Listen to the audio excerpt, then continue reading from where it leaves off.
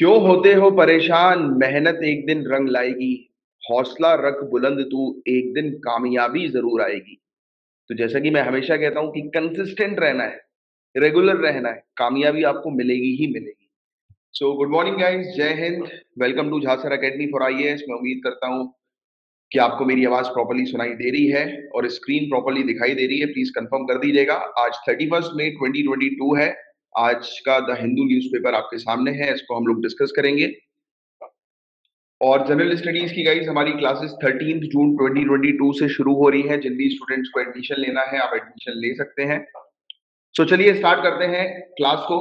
सो ये पहली न्यूज तो आप जानते हैं गाइस, रिपीटेड न्यूज है। कल भी हमने इसके बारे में डिस्कस किया था। सिद्धू मूसेवाला की न्यूज आप जानते हैं कि बहुत ही ब्रूटली इनको जो है वो मारा गया।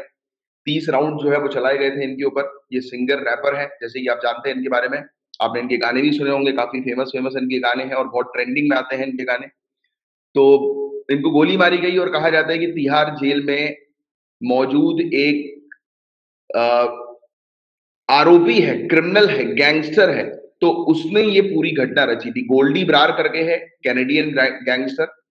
उसने यहाँ के एक गैंगस्टर के साथ जो है वो मिलकर, ये लॉरेंस बिश्नोई के साथ मिलकर, और लॉरेंस बिश्नोई एक ऐसा गैंगस्टर है, काफी कम उम्र का है, 29 साल की मात्र उसकी उम्र है। बट उसने 50 से भी ज्यादा केसेस उसके अगेंस्ट जो है वो देखने को मिलते हैं। पहले राजस्थान की जेल में था, अब ये तिहाड़ जेल में है। राइट। तो इसने ये घटना को जो है वो रचा है, और ये घटना को रचने के पीछे की वजह जो है वो कुछ ये बताई जा रही है कि लास्ट ईयर जो है ये गैंगस्टर के एक भाई को मारा गया था, और सिद्धू मूसेवाला भी शायद उसमें सस्पेक्ट था। तो इसलिए इनके टारगेट में था सिद्धू मूसेवाला। और जैसे ही पंजाब सिक्योरिटी जो है वो रिलैक्स हुई, इन्होंने इसको निशाना जो है वो बना लिया। तो दिन दहाड़े इस प्रकार से जो है वो देखिए मौत हो गई, और ये तो पॉलिटिशियन भी था सिद्धू मूसेवाला। तो हमारी कंट्री के अंदर यही सब तो इश्यूज को आपको खत्म करना है। जब आप आईपीएस बनेंगे आपके सामने यही सब इश्यूज आएंगे। ये सब चीजें आपको जो है वो देखने को मिलेंगी। आईपीएस बनने के बाद आपको अपनी डिस्ट्रिक्ट में से, और कलेक्टर बनने के बाद, आईएएस बनने के बाद आपको अपनी डिस्ट्रिक्ट में लॉ एंड ऑर्डर मेंटेन करना है। इस प्रकार की क्राइम सीन जो है वो ना हो, उस पर आपको जो है वो कार्रवाई करनी है सख्त से सख्त। राइट। चलिए एनीवेज, और बाकी आप जानते हैं कल रिजल्ट जो है वो आ चुका है। बहुत ही जल्दी फाइनल लिस्ट में आपका भी नाम आएगा, ऐसे ही पेपर में आपकी भी फोटो आएगी। बस अपने आप को जो है वो बिल्कुल मोटिवेटेड रखो। और आप देखिए कि इस बार तो टॉप 25 में 10 महिलाएं हैं। तो सभी मोटिवेट हो जाओ, अगले साल सभी का फाइनल लिस्ट में जो है वो नाम आएगा। और उन सभी का आएगा जो मेहनत करेंगे, जो कंसिस्टेंट रहेंगे। और मुझे पूरी उम्मीद है कि आप मेहनत कर रहे हैं, आप कंसिस्टेंट हैं, आप लगे हुए हैं अपने एग्जामिनेशन में। आपका नाम जरूर फाइनल लिस्ट में आएगा। बस लगे रहो यार, मेहनत करते रहो। तो ये है सिविल सर्विसेज की टॉपर। आपको नाम तो पता ही लग चुका होगा, मुझे बताने की जरूरत नहीं है, क्योंकि आप सिविल सर्विसेज की तैयारी कर रहे हैं। तो ये वाली बात तो ऐसी है कि जैसी न्यूज आती है सबसे पहली चीज तो यही पता होती है। श्रुति शर्मा, अंकिता अग्रवाल और कामिनी सिंगला। तो ये है श्रुति शर्मा। तो ऐसे ही एक दिन आपका भी जो है वो फोटो आएगा, आपकी भी जो है वो नाम आएगा। आपके घर पे भी मीडिया आएगी। जिस दिन रिजल्ट आएगा उस दिन आपके घर पे धूम मच जाएगी। राइट। ज्ञानवापी मस्जिद के मुद्दे के बारे में आप ऑलरेडी जानते ही हैं, और एनफोर्समेंट डायरेक्टरेट ने दिल्ली के हेल्थ मिनिस्टर सत्येंद्र जैन को जो है वो अरेस्ट किया है मनी लॉन्ड्रिंग के केस में। तो ये सब न्यूज जो है वो हमारे लिए बिल्कुल भी काम की नहीं है, जो आज फ्रंट पेज की जो है वो न्यूज आई है। बाकी मैंने आपको बताया कि हमारे यूपीएससी के एडमिशन जो है वो ओपन हो चुके हैं सिविल सर्विसेज की। अगर आप प्रॉपरली तैयारी कर रहे हैं और अगले साल लिस्ट में अपना नाम लाना चाहते हैं तो जरूर ज्वाइन कर लीजिए इस क्लास को। 12 मंथ्स का पूरा जो है वो कोर्स है, और कोर्स से रिलेटेड डिटेल्स आपको 9713282838 इस नंबर पर व्हाट्सएप करके मिल जाएगी। अब आइए हम लोग सेकंड पेज की तरफ चलते हैं। सिटी वाला पेज है तो अगेन ये लॉरेंस बिश्नोई, ये है बंदा, ये गैंगस्टर है, ये दिल्ली की जेल में है, अभी तिहाड़ जेल में हम लोग को देखने को मिल रहा है। और कनाडा के अंदर भी एक और गैंगस्टर है गोल्डी ब्रार करके। तो उसने रिस्पॉन्सिबिलिटी ली है अपने फेसबुक पर पोस्ट करके कि सिद्धू मूसेवाले की जो हत्या जो है वो इन्होंने करवाई है। इसके अलावा दिल्ली के अंदर बहुत बारिश तूफान टाइप का माहौल जो है वो चला था, 2 लोगों की उसमें मौत हो गई। तो ये भी आपके लिए न्यूज एग्जामिनेशन के लिए काम की नहीं है। थर्ड न्यूज जो है वो भी पॉलिटिकल न्यूज है, और कुछ खास इंपॉर्टेंट न्यूज नहीं है आपके एग्जामिनेशन के लिए। By the way I want to tell you one more important thing, कि फ्री मेंस की आंसर राइटिंग भी हमारे यहाँ अवेलेबल है। और ये कोर्स है बेसिकली, इसमें प्रीवियस ईयर के जितने भी क्वेश्चंस हैं उसके जो है वो प्रॉपर आपके लिए सोल्यूशन जो है वो रखे गए हैं, और एक्सप्लेनेशन के साथ सोल्यूशन रखा गया है। तो ये 70 घंटे का फ्री कोर्स है। इस कोर्स को जो है आप देख सकते हो और देखना शुरू कर दो on a regular basis. Right. एक एक वीडियो जो है वो, एक एक वीडियो तो नहीं, वैसे तो सिर्फ 7 ही वीडियो है 10-10 घंटे के। मतलब अपना एक टाइमर जो है वो लगाओ, आधे घंटे 1 घंटे डेली स्पेंड करो, देखो कि किस तरीके के क्वेश्चन आ रहे हैं मेंस में, राइट? तो ये फ्री, ये कोर्स है 70 आवर्स का। ये झांसर एकेडमी फॉर आईएएस अपना जो यूट्यूब का चैनल है, उस चैनल को जाओ सब्सक्राइब करो, और उसकी प्लेलिस्ट में जो है ये कोर्स जो है वो आपको मिल जाएगा। और अगर नहीं मिलता है तो मेरे नंबर पर कांटेक्ट कर लेना व्हाट्सएप के जरिए, 9713282838 पे आपको लिंक फॉरवर्ड कर दी जाएगी। अच्छा, इसके अलावा वैसे सर्च कर लेना यार, क्योंकि लिंक का आजकल जो है वो काफी इशू आ रहा है, वो कई बार लिंक जो है वो ओपन नहीं हो रही है, मुझे काफी स्टूडेंट्स ने कंप्लेन करी। तो प्लेलिस्ट में चले जाना, प्लेलिस्ट में वैसे तो मिल ही जाएगा। अब फोर्थ जो है वो भी अगेन पॉलिटिकल न्यूज हम लोग को देखने को मिल रही है। और बाकी जिन भी स्टूडेंट्स को ये लाइव सेशन अटेंड करना है द हिंदू का, आप जो है वो कांटेक्ट कर सकते हैं और लाइव सेशन में पार्टिसिपेट कर सकते हैं। चलिए आइए अब अपना मोस्ट इंपॉर्टेंट चीज, अपना एडिटोरियल की तरफ। स्टेट क्राफ्ट क्या होता है, कोई मुझे बताएगा स्टेट क्राफ्ट क्या है? क्योंकि हेडलाइन है कि doses of state craft to meet India challenge. कुछ खास एडिटोरियल नहीं है, बट क्या होता है ये स्टेट क्राफ्ट, ये बताओ। क्या किसी को पता है स्टेट क्राफ्ट के बारे में? What do you mean by state craft? Statement पता है? स्टेटमेंट की स्टेटमेंट क्या होता है? एक व्यक्ति जो कंट्री चलाता है उसको बोलते हैं स्टेटमैन। पूरी कंट्री को जो है वो पॉलिटिकली कंट्रोल करता है, तो उसको हम लोग बोलते हैं स्टेटमैन। और स्टेट क्राफ्ट यानी कि skilful management of state affairs, statesmanship, कि कंट्री के जितने भी मामले हैं उसको अच्छी तरीके से मैनेज करना, उस चीज को बोलते हैं स्टेट क्राफ्ट। तो देखिए एम के नारायण, ये बेसिकली एडिटर हैं, इनका एडिटोरियल हम लोग पढ़ेंगे। ये फॉर्मर डायरेक्टर है इंटेलिजेंस ब्यूरो के, और फॉर्मर नेशनल सिक्योरिटी एडवाइजर भी हैं, और फॉर्मर गवर्नर भी रह चुके हैं वेस्ट बंगाल के। काफी इंपॉर्टेंट पर्सनालिटी है, तो इनके व्यूज जो है वो हमारे लिए अच्छे से समझना जो है वो काफी इंपॉर्टेंट है। देखिए हालांकि आपको पता है ये पूरे इश्यूज के बारे में, एक्चुअली इन्होंने इस पूरे आर्टिकल के अंदर एक ही चीज के बारे में कंप्लेन करी है कि हम सब चीजें सिक्योरिटी, क्योंकि ये खुद यार इंटेलिजेंस एजेंसी से बिलोंग करते हैं, तो इन्होंने बोला है कि यार हम सब कुछ इंटेलिजेंस एजेंसी के भरोसे नहीं छोड़ सकते। और ये बात बिल्कुल फैक्ट भी है, आपको इस चीज को मेंस के आंसर में भी उपयोग करना है। अगर आपको टेररिज्म को रोकना है, नक्सलिज्म को रोकना है, मॉइज्म को रोकना है, अगर आपको दूसरी कंट्री के साथ अगर आपके रिलेशनशिप जो है वो खराब है, तो इट इज मतलब पॉलिटिक्स या इंटरनेशनल पॉलिटिक्स या पॉलिटिकली इट इज द, आप कह सकते हैं कि बातचीत करके, हम बातचीत करके जो है वो रिलेशनशिप को अपने बना सकते हैं, मुद्दे जो है वो रिजॉल्व कर सकते हैं। जैसे कि कहा जाता है ना कि भाई लड़ाई झगड़ा करने की जगह बातचीत करके आप बड़े बड़े मुद्दे को रिजॉल्व कर सकते हो। तो एम के नारायण जी ने इसी चीज पर स्ट्रेस दिया है। चलिए आइए बात करते हैं इसी चीज के बारे में। तो जो यूरोप के अंदर वॉर चल रहा है जिसमें रशिया और यूक्रेन इन्वॉल्व है, जैसा कि आप जानते हैं, इसमें वेस्टर्न पावर जो है वो सपोर्ट कर रही है यूक्रेन का, you guys know about it. NATO support कर रही है यूक्रेन का, you guys know about it. तो इंडिया के अंदर भी काफी सारी इंटरनल सिक्योरिटी की प्रॉब्लम जो है वो इस इशू के कारण बढ़ गई है, मतलब चिंता जो है वो बढ़ गई है कि हमारी कंट्री के अंदर भी इंटरनल इश्यूज है, चाहे वो जम्मू एंड कश्मीर का इशू देख लो, चाहे वो नॉर्थ ईस्टर्न एरिया पे इंसर्जेंसी का इशू देख लो, राइट? और जैसे कम्युनल इशू भी देख लो, राइट? धर्म के मामले में भी आजकल दंगे जो है वो हो जा रहे हैं, बड़े बड़े केसेस हम लोग को धर्म के मामले पर भी उभरते हुए नजर आ रहे हैं। तो उसका भी एक खतरा है, उसका भी एक डर है, कम्युनल राइट्स का, राइट? इस प्रकार से दंगों वगैरह का, है ना? रिस्पॉन्ड करते चलो, जो जो चीज समझ में आती है रिस्पॉन्ड करते चलो, राइट? आप भी अपने व्यूज विचार जो है वो लिखते चलो, राइट? तो उससे क्या रहेगा कि आपका माइंड एक्टिव रहेगा, ब्रेन एक्टिव रहेगा, कि लिखोगे बात करते करते, यानी कि जो मैं पढ़ा रहा हूँ लिखते चलोगे ना तो एक्टिव रहोगे। नहीं तो फिर थोड़ी देर के बाद सुनने के बाद जो है वो हमारा ब्रेन जो है वो किस मोड पे चले जाता है, वो थिंकिंग वाले मोड पे चले जाता है, फिर आप सुनोगे नहीं मेरी बात, पता नहीं कहाँ पे जो है वो दिमाग चला जाएगा। तो इसलिए सुनना भी है, साथ साथ लिखते भी चलना है, तो इससे माइंड एक्टिव रहेगा। ये एक छोटी सी प्रैक्टिस है, ये सबको करनी चाहिए। या फिर अगर लिख नहीं रहे हो, यहाँ पर टाइप नहीं करना चाहते, तो अपनी पेन और पेपर लेकर लिखो, कि जो जो मैं बताते रहा हूँ एक एक वर्ड लिखो, उससे क्या रहेगा, माइंड एक्टिव रहेगा, सिर्फ आपके माइंड को कॉन्सेंट्रेट करवाने के लिए, एक्टिव रखने के लिए। क्योंकि आपने खुद ने कई बार नोटिस किया होगा कि पढ़ते पढ़ते कई बार क्या होता है कि हम किसी थॉट में जो है वो चले जाते हैं, तो उससे बचने के लिए इट इज बेस्ट प्रैक्टिस कि आप लिखो साथ ही साथ। चलिए, सो अब इन्होंने बोलने की कोशिश करी कि इंडिया की काफी सारी सिक्योरिटी प्रॉब्लम है, तो उससे रिलेटेड की चर्चाएं जो है वो होना हो गई हैं। काफी सारी हमारे पास सिक्योरिटी प्रॉब्लम्स है, राइट? कंट्री की सिक्योरिटी एजेंसी जो है वो मेंटेन तो करती है टाइट विजिलेंस, मतलब पता है आपको विजिलेंस जो है वो क्या होता है? सर्वेलांस, निगरानी। हमारी कंट्री की जो सिक्योरिटी है, निगरानी तो बहुत तगड़ी रखती है, बहुत अच्छे से रखती है। और सिक्योरिटी एजेंसी सिर्फ डील कर सकती है इमीडिएट थ्रेट के साथ, यानी कि हमारी कंट्री के ऊपर एकदम से अगर थ्रेट आ रहा है, एकदम से अगर किसी प्रकार का प्रॉब्लम आ रही है, एकदम से अगर कोई अटैक हो रहा है हमारी कंट्री के ऊपर, तो हमारी सिक्योरिटी एजेंसी तुरंत एक्टिव हो जाएगी। बट लॉन्ग टर्म सोल्यूशन के लिए तो आपको स्टेट क्राफ्ट की मदद लगेगी। ये क्लियरली हमारे former governor of West Bengal का कहना है। इन्होंने क्लियरली ये चीज कही है, नारायण जी ने, कि यार अगर आपको लॉन्ग टर्म तक चीजों को सॉल्व करवाना है तो इट इज वेरी इंपॉर्टेंट कि आपको पॉलिटिकली चीजें मैनेज करनी पड़ेगी। And that is true, that is correct. हमारी कंट्री के अगर पॉलिटिकल लीडर्स इंटरनेशनली दूसरी कंट्रीज के साथ जो है वो तरीके से नेगोशिएट करना शुरू करें, चाहे वो चाइना हो, even let's say Pakistan also, और हम करते भी हैं, ऐसा नहीं कि हम नहीं करते। और इवन जैसे कि अगर इंटरनल इशू कोई ले लो, ये तो एक्सटर्नल इशू है, हम अगर इंटरनल इश्यूज के बारे में बात करें, जैसे इंसर्जेंसी का इशू, जैसे कि आपको पता होगा नागालैंड का एक इशू चल रहा है, उनको सेपरेट नागालैंड की टेरिटरी जो है वो चाहिए, जिस पर अभी एक चर्चाएं चल रही है 2015 की नागालैंड फ्रेमवर्क डील, याद आ रहा है?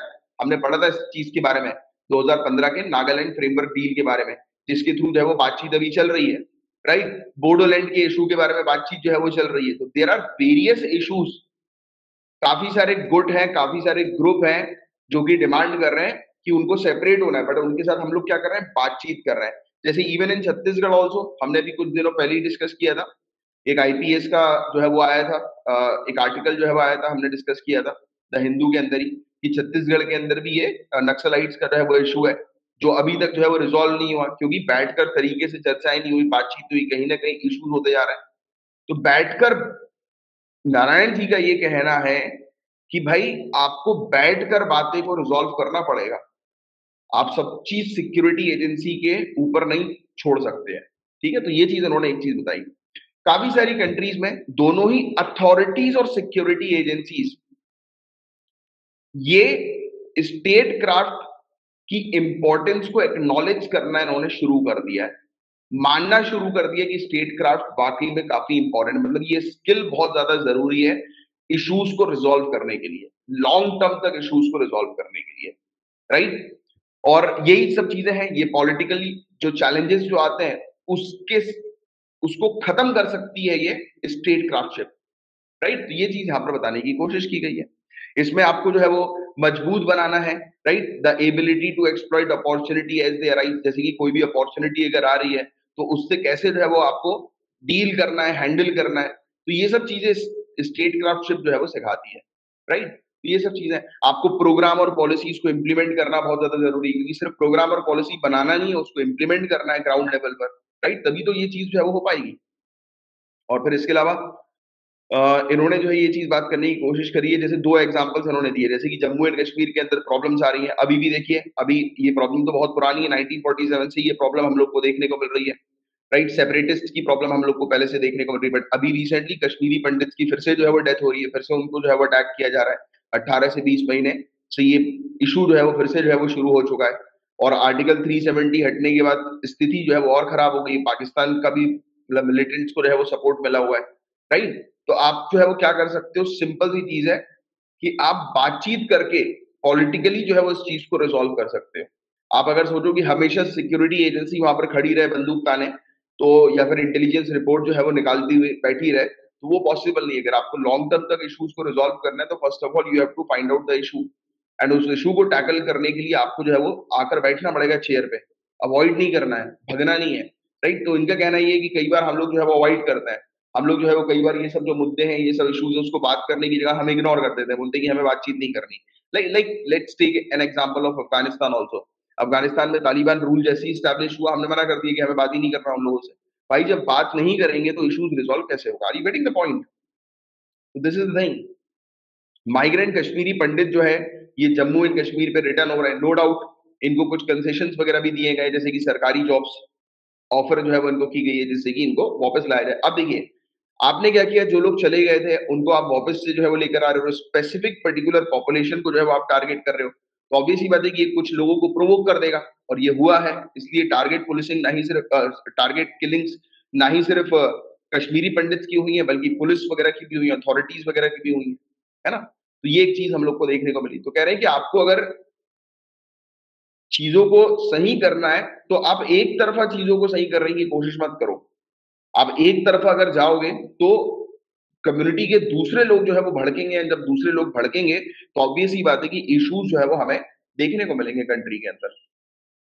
सो इन्होंने क्लियरली देखो, ये डायरेक्ट नहीं लिखा है, कभी भी आपको कोई भी किसी के भी मैसेजेस जो है, किसी की भी जो छुपी हुई चीज होती है ना, आर्टिकल के अंदर, एडिटोरियल के अंदर हम बोलते हैं कि अपन को बिटवीन द लाइंस पढ़ना है, और यही चीज है बिटवीन द लाइंस। इनका कहने का सिंपल सा जो है ये मतलब है कि आप एक तरफा पॉलिटिक्स मत खेलो, आप चीजों को बैलेंस में लेकर चलो। वो ही एक परफेक्ट स्किल होती है स्टेट क्राफ्ट की, कि आपको बैलेंस में लेकर चलना। आप एक तरफा पॉलिटिक्स खेलोगे, एक तरफा कम्युनिटी के फेवर में जो है बात करोगे, तो क्वाइट पॉसिबल कि आप दूसरी कम्युनिटी को जो है वो डिस्टर्ब करोगे, दूसरी कम्युनिटी को गुस्सा दिलाओगे, और इस प्रकार के इश्यूज कंटिन्यू रहेंगे। चिंता जो है वो अभी तो अमरनाथ यात्रा की भी है यार। मेरे कजिन है, वो हर साल जाते हैं अमरनाथ यात्रा पे, इस बार भी जो है वो जा रहे हैं। मेरा भी जाने का बड़ा मन है, बट पता नहीं हो ही नहीं पाता। और दूसरी बात मेरी क्या, थोड़ा हेल्थ वगैरह के कारण भी शायद I am not fit, but फिर भी एक बार तो जरूर जाऊंगा मैं अमरनाथ यात्रा पे। कह रहे हैं कि इस बार बहुत ज्यादा रिस्क है अमरनाथ यात्रा पे, बहुत ज्यादा। सिक्योरिटी एजेंसी जो है, हमारी इंटेलिजेंस एजेंसी, उन्होंने भी इस रिस्क के बारे में बताया हुआ है। और मिलिटेंट्स का एक मतलब की टारगेट वाला ये होता है, की टारगेट होता है अमरनाथ यात्रा, जो यात्री वगैरह जो होते हैं ना, तो उनको टारगेट करते हैं मिलिटेंट्स। और इस बार शायद टारगेट हो सकता है, जून के एंड में जो है ये शुरू होने वाली है अमरनाथ यात्रा, राइट। और इसके अलावा एक डॉक्ट्रिन ऑफ कंटेनमेंट होता है। क्या होती है doctrine of containment? It is the policy that stated communism needed to be contained and isolated. देखो कितनी बेहतरीन चीज कही है, कम्युनिज्म को आप आइसोलेट करके रखो, कम्युनिज्म को सामने बना। क्योंकि देखो, आप कश्मीरी पंडित को आप जो है वापस लेकर आ रहे हो। Why only highlighting Kashmiri Pandit? Why only highlighting the revival of Kashmiri Pandit? Why not to say कि यार जिसको इस ब्यूटीफुल प्लेस कश्मीर में रहना है, we are opening the doors for everyone. जिसकी यहाँ पर पहले से प्लेस थी, जिसके पास आईडी है, उनको हम थोड़ा सा रिलैक्स दे देंगे, बेनिफिट दे देंगे, बस। आपने क्या किया, स्पेसिफाई कर दिया। When you specify a particular community, आप जब किसी पर्टिकुलर कम्युनिटी को स्पेसिफाई करते हो, तो हो सकता है कि आप दूसरी कम्युनिटी को हर्ट करो। Are you getting it? ये एक चीज है। तो आपको क्या करना है, जम्मू एंड कश्मीर पे इस प्रकार की जो कम्युनिज्म वाली जो चीज है, उसको दूर करके जो है वो चलना है, राइट। तो ये चीज हम लोग को देखने को मिल रही है। और सेपरेटिज्म अगर रखोगे, एक चीज को जो है वो सेपरेट करके चलोगे, तो ऑब्वियस ही बात है कि दूसरा ग्रुप जो है वो उसमें भड़केगा। And there is no all in one grand strategy to deal with the situation. अब इसका मतलब ये नहीं है, इन्होंने, नारायण जी ने क्लियरली ये चीज कह दिया कि एक ग्रैंड स्ट्रेटेजी नहीं है हमारे पास, एक बड़ी कोई स्ट्रेटेजी नहीं है कि यार एक ऐसी स्ट्रेटेजी जो यही काम करेगी। हमारे पास वो सब नहीं है। आपको कलेक्टिव स्ट्रेटेजी पर फोकस करना है। क्योंकि जब आप भी आईएएस ऑफिसर बनेंगे, आईपीएस ऑफिसर बनेंगे, ऐसा थोड़ा कि थ्योरी में जो चीज लिखी हुई वो एज इट इज प्रैक्टिकल आप कर पाएंगे, नहीं। प्रैक्टिकली यू नेवर नो कि what kind of strategies you need to implement, you need to like put. आपको नहीं पता कि आपको कौन सी स्ट्रेटेजीज लगानी पड़ेगी, किन किन स्ट्रेटेजीज पर काम करना पड़ेगा प्रॉब्लम्स को रिजॉल्व करने के लिए, राइट। तो ये एक चीज है, तो यही वाली चीज है। और पुलिस को भी आज की डेट में जो है वो खतरा है वहां पर, राइट। जम्मू एंड कश्मीर की बात ले लो या नॉर्थ ईस्टर्न एरियाज की बात ले लो, किलिंग्स हो रही है, राइट। ब्रूटल किलिंग्स जो है वो हम लोग को देखने को मिल रही है मॉइस्ट नक्सलाइट्स के द्वारा, राइट। तो आपको क्या करना है, combination of ideological ideation and brutal killing has often confused and confounded the police intelligence and security establishment of states and the center।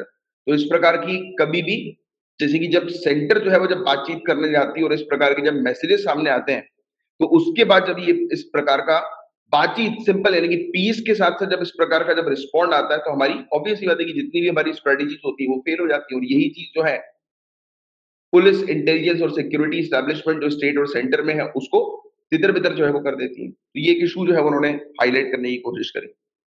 और while railing against the use of state violence and from time to time displaying a willingness to hold peace talk with both the states and central government, the Maoist displayed a commitment to peaceful ways। तो देखिए इन्होंने ये चीज भी कही है कि इतना सब कुछ होने के बाद भी, चाहे वो नक्सलाइट्स ले लो, मॉइस्ट ले लो, सेपरेटिस्ट ग्रुप ले लो, इन्होंने हमें सेपरेटिस्ट ग्रुप को तो नहीं कहेंगे, उन्होंने अभी तक जो है वो इस प्रकार के चीजों को हाईलाइट नहीं किया। अगर मॉइस्ट की बात करें, इंटरनल इश्यूज की बात करें, तो आप जानते हैं कि नक्सलाइट्स ने, मॉइस्ट ने हमेशा कहा है कि हमें जो है वो शांति चाहिए।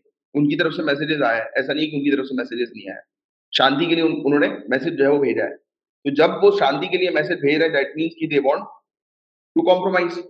और जब वो कॉम्प्रोमाइज करना चाहते हैं, वो मिड पाथ पे आकर चीजों को रिजॉल्व करना चाहते हैं, तो why not government sit and talk.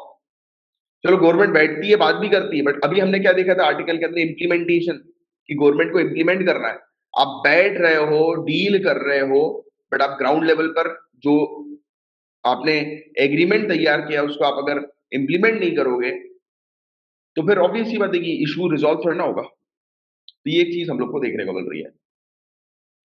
और मॉइस्ट को और इस प्रकार के इश्यूज को खत्म करने में मेनली स्टेट क्राफ्ट की रिक्वायरमेंट है, यानी कि इस प्रकार से जो स्टेटमेंटशिप की जो स्किल है उसकी रिक्वायरमेंट है, एक लीडरशिप स्किल की रिक्वायरमेंट है जो पॉलिटिकली चीजों को हैंडल कर सके बेटर तरीके से। तो इन्होंने पंजाब और नॉर्थ ईस्ट एरिया का भी जो है वो एग्जाम्पल लिया, राइट, कि जैसे कि इंटरनल सिक्योरिटी प्रॉब्लम से डील करने के लिए स्टेट क्राफ्ट की आवश्यकता है, ये चीज उन्होंने रिपीट करी। जैसे कि अभी फिर से पंजाब के अंदर अभी कुछ दिन पहले याद है ना आपको, हमने डिस्कस किया था कि खालिस्तान ग्रुप जो है वो इवॉल्व हो रहा है, राइट।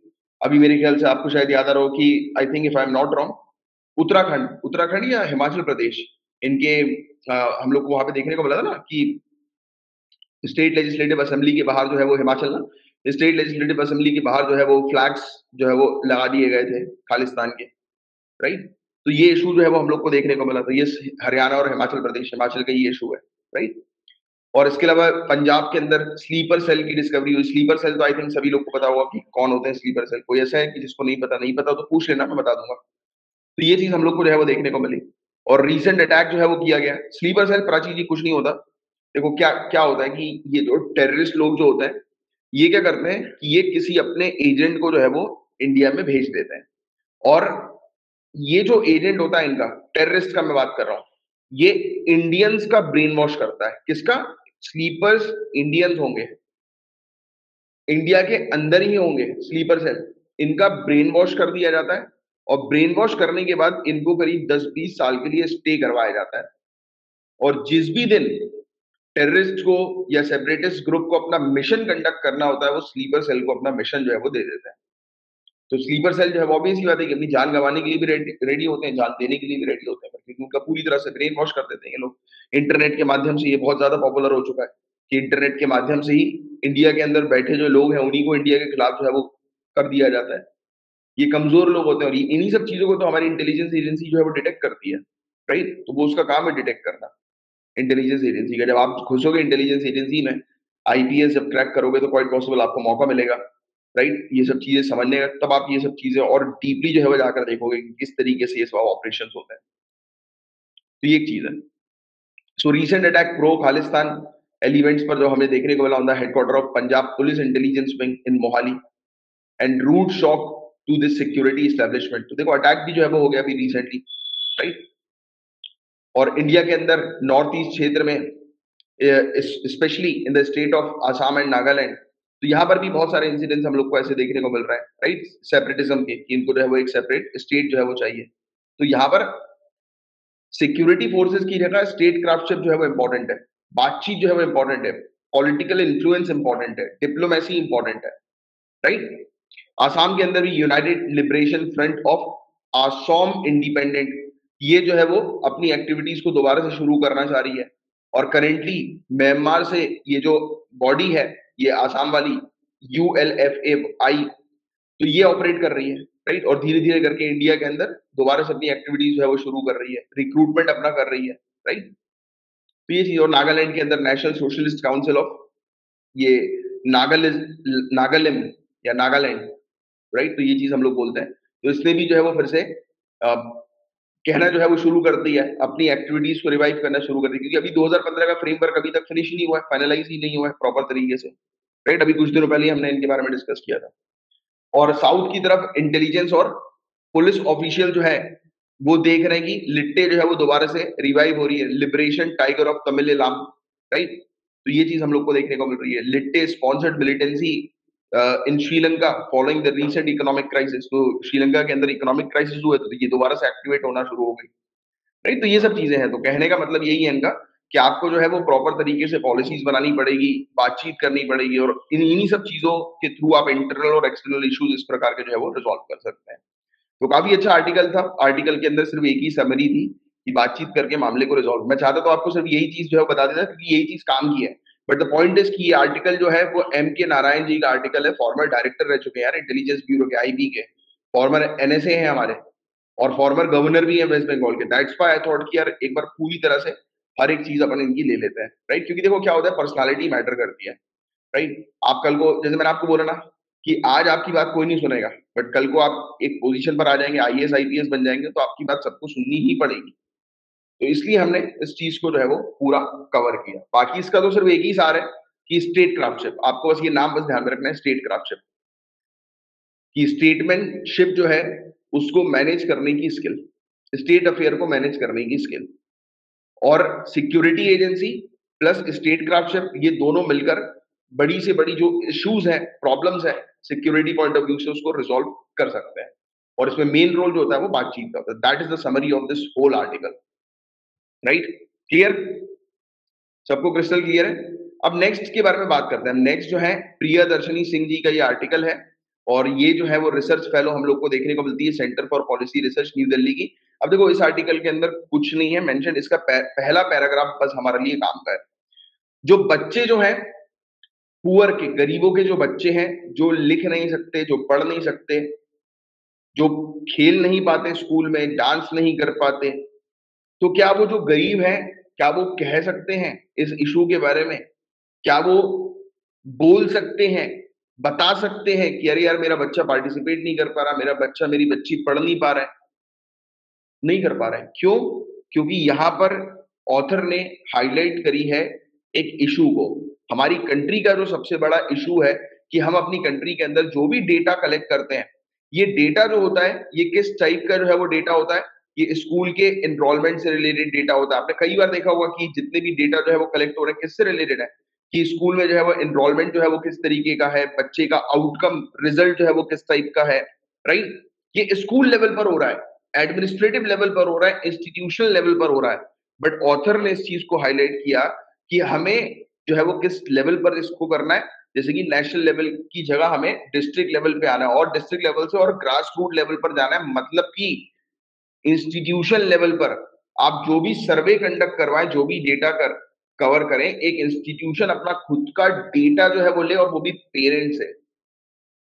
क्योंकि पेरेंट्स से जब डेटा मिलना शुरू हो जाएगा, तो यहाँ पर जो पेरेंट्स हैं वो बताना शुरू करेंगे कि उनके बच्चे में उनको क्या आउटकम्स नजर आ रहा है, क्या रिजल्ट्स नजर आ रहा है, राइट? तो सिर्फ यही चीज उन्होंने हाईलाइट करी। उन्होंने बोला कि हमें अपनी पॉलिसीज में थोड़ा सा जो है वो चेंज करना पड़ेगा, राइट?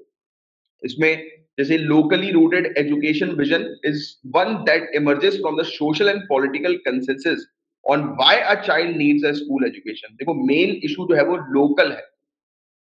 तो आप जब डेटा कलेक्ट करें तो नेशनल लेवल पर नहीं, स्टेट लेवल पर नहीं, बल्कि लोकल लेवल पर, और वो भी पेरेंट्स है। क्योंकि पेरेंट्स से जब आप डेटा कलेक्ट करेंगे, तब जो गरीब है, पुअर जो है, they will speak, right? They will tell. और कैसे? डेटा के through. Data speaks to them and they can speak to the authorities empowered to act. वो बताएंगे अथॉरिटी को इस सर्वे के माध्यम से कि उनको अपने बेटे में क्या इंप्रूवमेंट चाहिए, उनको अपनी बेटी में क्या इंप्रूवमेंट चाहिए, right? They will tell, right, to the authorities. बस यही वाली चीज जो है वो यहाँ पर बताई गई है, बाकी और कुछ नहीं है इसके अंदर। इसमें बस यही चीज कही गई है कि हमें अपनी थोड़ी सी जो डेटा कलेक्शन की जो टेक्निक है उसको चेंज करना पड़ेगा। जैसे कि पेरेंट जो है, you can say decentralization of data, right? और एल्स डिसेंट्रलाइजेशन शब्द जो है वो, क्योंकि वो तो यार पावर देने से रिलेटेड होता है, तो ये तो कलेक्शन की बात की जा रही है, तो इसमें डिसेंट्रलाइजेशन यूज मत करो। क्योंकि डिसेंट्रलाइजेशन का जनरली जो मतलब जो होता है वो यही होता है कि पावर जो है वो ग्रास रूट लेवल तक जो है वो जानी है ना? तो इसको यूज नहीं करना। इसकी जगह you can use collection of data, collection of data from local Heights. That will be much better, right? वो ज्यादा बेटर होगा कि डेटा जो है वो कलेक्ट करो आप वहां के लोकल निवासियों से, लोकल हाइट से। तो बस ये चीज थी इस आर्टिकल के अंदर, और इस आर्टिकल के अंदर कुछ नहीं है। बाकी ये वाला जो आर्टिकल है ये कांग्रेस का, आपको पता है, मैंने आपको बताया भी हुआ है कि उदयपुर सेशन जो कांग्रेस का है, या उदयपुर शिविर जो कांग्रेस का है, किससे एसोसिएटेड है, चिंतन शिविर, तो वो कांग्रेस के अंदर ये रिफॉर्म्स लाना चाह रहे हैं, उसको लेकर ये पॉलिटिकल न्यूज थी, और कुछ नहीं। इसके बारे में पहले भी आप लोग पढ़ चुके हैं। बाकी ये वाली न्यूज है, मतलब ये वाला जो एडिटोरियल है, ये आपका आईपीएल से रिलेटेड है, स्पोर्ट्स से रिलेटेड है, वो आपके काम का नहीं है। तो ये दोनों आर्टिकल आपके काम के नहीं है। अब ओपिनियन वाले पेज की तरफ चलते हैं। हालांकि ओपिनियन में इंपॉर्टेंट चीज आती नहीं है, बट यहाँ पर आज एक इंपॉर्टेंट चीज हम लोग को मिली है, और जो इंपॉर्टेंट चीज है वो है ग्लोबल अडल्ट टोबैको सर्वे हमें मिला है। दूसरा ग्लोबल अडल्ट टोबैको सर्वे हुआ है, जिसने एस्टिमेट किया है कि 2016 और 2017 के बीच में 28.6% सभी अडल्ट जितने भी हैं इंडिया में, उनका 28.6% इन्होंने उपयोग किया है टोबैको। मतलब आप सिंपल शब्दों में ये कह सकते हैं कि हर 10 में से 3 लोग जो है वो टोबैको का सेवन कर रहे हैं इंडिया के अंदर। Second only to China. China के बाद दूसरे नंबर पर इतनी ज्यादा मात्रा में इंडिया के अंदर जो अडल्ट हैं टोबैको का उपयोग कर रहे हैं। सर्वे ने कहा है कि 42.4% मैन है और 14.2% महिला है जो कि टोबैको का उपयोग कर रहे हैं, बोथ स्मोक और स्मोकलेस फॉर्म, यानी कि चूइंग टोबैको और या फिर सिगरेट, बीड़ी, तो ये सब ले रहे हैं। 1987 में वर्ल्ड हेल्थ ऑर्गेनाइजेशन ने मार्क किया था वर्ल्ड नो टोबैको डे को, कि जितने भी जो इल इफेक्ट्स हैं, जो इश्यूज हैं टोबैको से रिलेटेड, उसको सामने लाया जाए, अवेयरनेस क्रिएट की जाए। और 31 में 2022 की जो थीम है वर्ल्ड नो टोबैको डे की, वो है पॉइजनिंग अवर प्लैनेट। तो क्वेश्चन आ सकता है वर्ल्ड नो टोबैको डे कब मनाया जाता है, लिख लो ये वाला फैक्ट, 31 मई, और थीम 2022 की लिख लो पॉइजनिंग अवर प्लैनेट। और डब्ल्यूएचओ के द्वारा ये 1987 से ऑब्जर्व किया जा रहा है, 1987 से। और 2021 में स्मोकिंग के कारण, ये फैक्ट भी लिख सकते हैं आप, मेंस में लिखने लायक फैक्ट है, 2021 में स्मोकिंग के कारण 80 लाख लोगों की मौत हुई है। 80 लाख, 8 मिलियन लोग मरे हैं स्मोकिंग के कारण। टोबैको जो है वो ना ही सिर्फ ह्यूमन की हेल्थ के लिए खराब है, बल्कि इस पूरे एटमॉस्फेयर के लिए खराब है। क्योंकि आपको पता है कि जब सिगरेट बनती है, तो इसको, सिगरेट को जब बनाया जाता है तो काफी सारे पेड़ों को काटा जाता है। डब्ल्यूएचओ का आंकड़ा बता रहा है 600 मिलियन पेड़ काटे जाते हैं हर साल सिगरेट्स बनाने के लिए। 600 मिलियन पेड़ हर साल। 84 मिलियन टन कार्बन डाइऑक्साइड का एमिशन जो है वो रिलीज होता है एटमॉस्फेयर में। 22 बिलियन लीटर जो है वो पानी का उपयोग होता है सिगरेट बनाने के लिए। प्राची जी ने एक क्वेश्चन पूछा कि sir why can't government ban tobacco. Government can not ban because government को उससे फायदा होता है। गवर्नमेंट जो है वो टोबैको के कारण, लिकर के कारण जो है ये रेवेन्यू जनरेट करती है। Revenue is the main thing, right. But yes, हम लोग क्या कर रहे हैं, इनडायरेक्टली उसके प्राइसेस जो है वो बढ़ाकर, देखो क्या होता है। अब पता है, मैंने एक चीज पर्सनली जो ऑब्जर्व करी मैं आपको बताता हूँ। पहले सिगरेट के प्राइस कम होते थे, आज की डेट में सिगरेट के प्राइस 3-4 गुना ज्यादा सीधे सीधे बढ़ चुके हैं। Like with in span of 6-7 years cigarette के प्राइसेस 3-4 गुना ज्यादा बढ़ गए, और जितने भी टोबैको प्रोडक्ट्स हैं उनके प्राइस बढ़ चुके हैं। बट स्मोकर्स कम नहीं हुए हैं। व्हाई? देखो, there are many cigarettes, many brands, right. एक ब्रांड सस्ता आता है, एडिक्शन नहीं, एडिक्शन एडिक्शन तो है ही obviously, but they have alternative. आप इस चीज को सोचो, सरकार ये सोच रही है कि हम सिगरेट के दाम बढ़ाएंगे तो that will going to help. Yes, it will going to help, but it will not going to help more than 10%। Why it will not going to help more than 10%? 10% ज्यादा क्यों ये मदद नहीं करेगा? उसकी वजह ये है, प्रैक्टिकल चीजों को देखो ना आप। भाई एक बंदा है, वो क्या करेगा, वो सस्ती सिगरेट खरीदेगा। भाई मेरे दोस्त हैं, राइट, एक टाइम पे क्लासिक पीते थे, राइट, रेगुलर पीते थे, राइट। क्लासिक हो गया, पता नहीं कौन सी नाम है, अल्ट्रा माइल्ड वगैरह करके, ये बड़ी बड़ी सिगरेट आती है, महंगी सिगरेट आती है। वो आज की डेट में फ्लेक वगैरह पी रहे हैं, बिल्स वगैरह पी रहे हैं, राइट, बट पी तो रहे हैं ना। और आजकल तो एक नया जो है वो चल गया है, वो आजकल वो आ जाता है पेपर, रोलिंग पेपर। तो तंबाकू अलग से खरीद लिया, तंबाकू डाला, रोलिंग पेपर डाला, मस्त फूक रहे हैं। तो अगर सरकार को वाकई में प्राइस बढ़ाकर लोगों को अगर इस प्रोडक्ट से दूर करना है, तो आप ऑल्टरनेटिव प्रोडक्ट, जो सस्ते वाले प्रोडक्ट्स हैं, उसके भी इवेंचुअली ज्यादा प्राइस बढ़ाएं और ऑल्टरनेटिव्स ला दें। क्योंकि ऑल्टरनेटिव्स अगर मिलेंगे लोगों को तो ऑब्वियस सी बात है, they will choose alternative thing, सस्ता वाला। Getting it? तो ये एक चीज है। तो सरकार का ये ऑब्जेक्टिव ठीक है। अब सरकार देखो, सरकार ने आदेश भी दिए थे, आपको पता होगा कि पहले सिगरेट के पैकेट्स में, अगर आपको तो शायद नहीं बताओ, बट किसी ने कभी देखा हो तो पहले पुराने सिगरेट के पैकेट्स के ऊपर वो नहीं बना रहता था, जैसे वो फोटो जो आती है ना कैंसर वगैरह की, राइट, जो वो दिखाई जाती है इस प्रकार की डेंजरस फोटो, वो नहीं होती थी। आज की डेट में बड़ी बड़ी फोटो होती है। बट हमारी कंट्री के अंदर I can say more than 90% people purchase open cigarette from पान शॉप। ओपन सिगरेट में मतलब कि गए गए भैया एक सिगरेट दे दो बस। तो उस बंदे को वो पैकेट कहाँ से देखेगा बार बार? जब भाई वो अपनी जेब में रखेगा वो पैकेट, तो बार बार उसको एटलीस्ट दिखेगा तो शायद डर लगे, वार्निंग्स देखकर डर लगे। बट वो बंदा तो पैकेट खरीद ही नहीं रहा है। फिर जो रूल लाया जाए कि भाई एक बार में सिगरेट खरीदनी है, पैकेट खरीदो, एक एक मत खरीदो। अब उसमें भी लोग क्रिटिसाइज करेंगे कि जहां बंदा एक पी रहा है वहां आप 10 पिएगा। जहां बंदा 20 रुपए की एक खरीद रहा होगा, वहां अब उसको 200 रुपए की जब खरीदनी पड़ेगी तो ऑटोमेटिकली उसका कंजम्पशन कम होगा एक बार में। Getting it? तो ये भी एक चीज है। तो चलिए अपन आते हैं आर्टिकल पर। तो डब्ल्यूएचओ के अकॉर्डिंग 600 मिलियन पेड़ जो है वो काटे जाते हैं हर साल to make cigarettes. 84 million ton carbon dioxide का एमिशन रिलीज होता है एटमॉस्फेयर में। 22 मिलियन लीटर पानी का भी उपयोग होता है सिगरेट बनाने के लिए।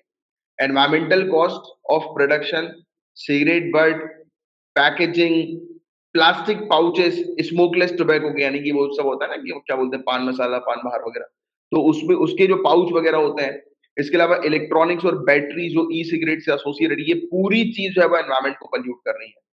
और इंडिया दुनिया की सेकेंड लार्जेस्ट प्रोड्यूसर है टोबैको की। Fact to be noted, fact लिख लो। इंडिया प्रोड्यूस करती है अबाउट 800 मिलियन किलोग्राम हर साल।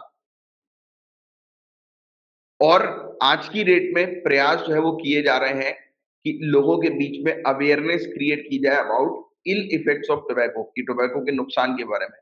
Over 90% of adults in India identified tobacco as being harmful. लोगों को पता है हार्मफुल है, फिर भी लोग पी रहे हैं। क्यों? क्यों पी रहे हैं? लोगों को पता है कि इसको पीने के बाद ये मरेंगे, फिर भी पी रहे हैं। क्योंकि इंस्टेंटली इफेक्ट नहीं करती है। जब लोगों को इंस्टेंटली नुकसान नहीं होता है ना, तब लोग उसमें करते रहते हैं। सिविल सर्विसेज की तैयारी है, एक दिन नहीं पढ़ोगे, 2 दिन नहीं पढ़ोगे, एक हफ्ता नहीं पढ़ोगे, 2 हफ्ता नहीं पढ़ोगे, कुछ नहीं होगा। बट एग्जाम इससे क्रैक नहीं होगा। आपका 2 दिन की भी क्लास मिस करना, 2 दिन के लिए भी अपने शेड्यूल को खराब करना, मतलब कि आप हजारों बच्चों से पीछे चले गए हो। ये लोगों को समझ में नहीं आता। वो कब समझ में आता है? जब एग्जाम सामने हो जाता है कि अरे यार हमने कितनी बड़ी गलती कर दी पूरे साल में। इंस्टेंट इंस्टेंट जब लोगों को तकलीफ होती है ना, तब लोग छोड़ दें। मेरा एक दोस्त है, जब उसको चेस्ट पेन होने लगा था सिगरेट पीने के बाद, तब उसने छोड़ दी। जब तक नहीं छोड़ रहा था, जब तक कोई तकलीफ नहीं हो रही थी, जब तक तो मजा आ रहा है, बस मुंह से धुआं निकल रहा है, मजा आ रहा है, अच्छा लग रहा है हमें। जब दर्द हुआ, जब तकलीफ हुई, तब समझ में आई, तब छोड़ी। अब कुछ लोग तो फिर अलग ही किस्म के होते हैं, उनको तकलीफ हो, दर्द हो, तो भी पीते हैं। उनको तो चाहिए कि भाई अपन जिएंगे, ऐश से जिएंगे। अरे भाई ऐसा क्या जीना, आपके घर वाले भी तो हैं। वही, अरे भाई साहब बहुत, मैं आपको बता रहा हूं ना कि जब तकलीफ होती है लोगों को, तब लोग उस चीज को छोड़ते हैं। इसलिए मैं आपसे कहता हूं कि तकलीफ होने तक का वेट मत करो। रोज पढ़ाई करो, रेगुलरली अपने शेड्यूल को फॉलो करो, रूटीन को फॉलो करो। It is just for you. चलो, और इसके अलावा ये चीज हमने जो है वो कवर कर ली। काफी सारे कैंपेन्स हैं सरकार जो है वो कंडक्ट कराती है। अबाउट 6 मिलियन फार्मर्स और 20 मिलियन फार्मर लेबर्स ये काम करते हैं टोबैको फार्मिंग में अक्रॉस 15 स्टेट्स में। देखो आपने पूछा था एक वजह, रेवेन्यू के अलावा ये एक और वजह है कि भाई अगर ये 15 स्टेट के अंदर फार्मर्स का क्या होगा। जो फार्मर जो है वो, लेबर जो है वो इस पर्टिकुलर इंडस्ट्री में जो है वो सालों से जो है वो काम कर रहे हैं, उनको तो जॉब मिल रही है ना। वो भी एक चीज लिख सकते हो। वैसे ये इतना बड़ा इशू नहीं है, उनको शिफ्ट भी अपन कर सकते हैं। बट एकदम से जो है वो शिफ्ट करना कई बार लोगों के लिए दिक्कत हो सकता है। ठीक है। और इसके अलावा, although farming of tobacco only contributes to 1% of GDP, हमारे जीडीपी का 1% ही सिर्फ टोबैको की फार्मिंग में कंट्रीब्यूशन मिलता है। बट हमारा जो एक्सपेंडिचर है ये टोबैको रिलेटेड डिजीज को ट्रीट करने का, वो 5.3% है। ये लिख लो यार, डब्ल्यूएचओ का ये आंकड़ा है, बहुत इंपॉर्टेंट आंकड़ा, ये लिखिए कि टोबैको की फार्मिंग से 1% ही हमें फायदा मिलता है हमारी जीडीपी में।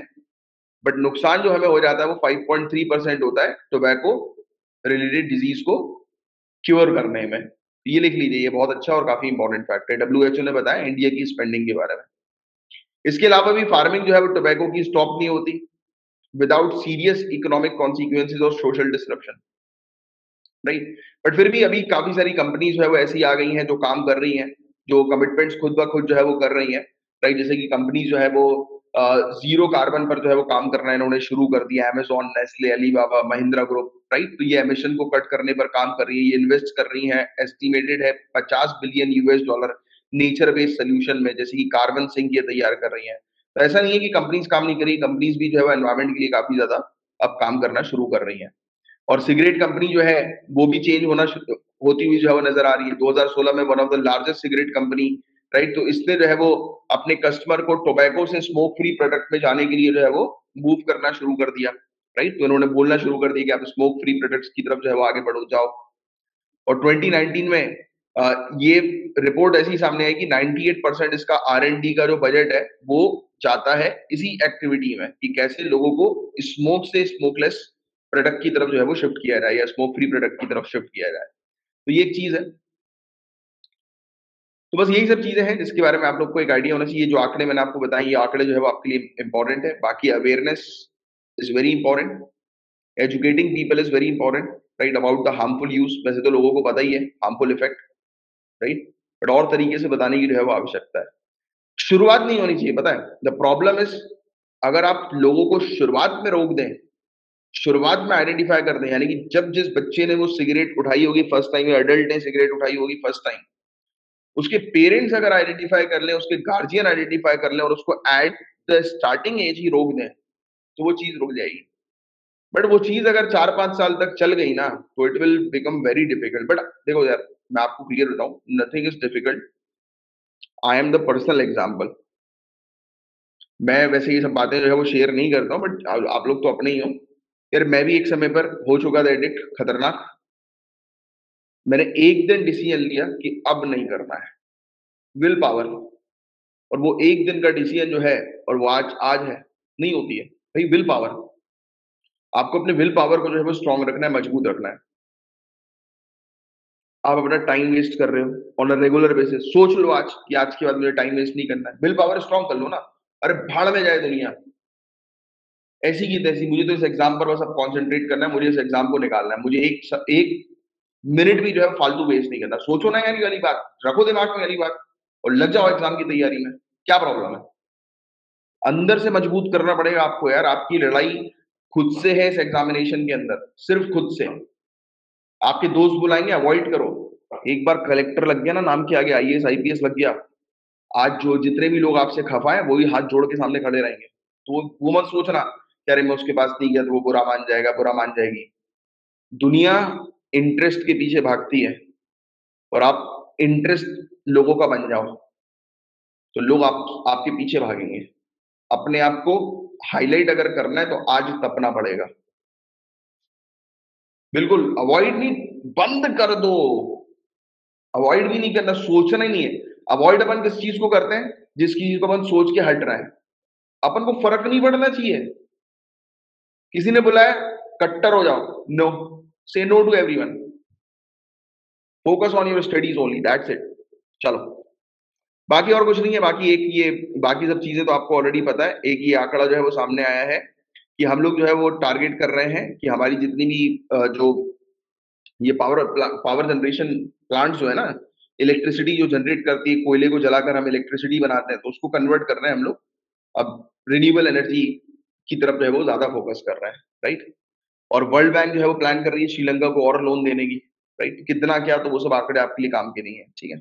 और ये वाला जो आर्टिकल मतलब एक्सप्लेनर के अंदर ये जो हम लोग को देखने को मिल रहा है आर्टिकल, तो ये यूक्रेन के इन्वेड मतलब रशिया ने यूक्रेन को इन्वेड किया उससे रिलेटेड है, जो कि आप पूरी चीज जो है वो देख चुके हैं। बट बाकी इसमें मैंने हर बार आपको कहा है कि आपको इसमें लोकेशन वगैरह बस जो जो न्यूज में आती आ रही है वो ध्यान में रखनी है। जैसे कि देखो, सी ऑफ अजोव, इसी के पास हम लोग को देखने को मिल रहा है मैरी मैरियोपोल, राइट। तो ये एक चीज है, राइट। क्रीमिया की लोकेशन थोड़ी ध्यान में रखो, ब्लैक सी की लोकेशन थोड़ी ध्यान में रखो। तो ये सब लोकेशन आपको ध्यान में रखना बहुत ज्यादा क्या है, जरूरी है।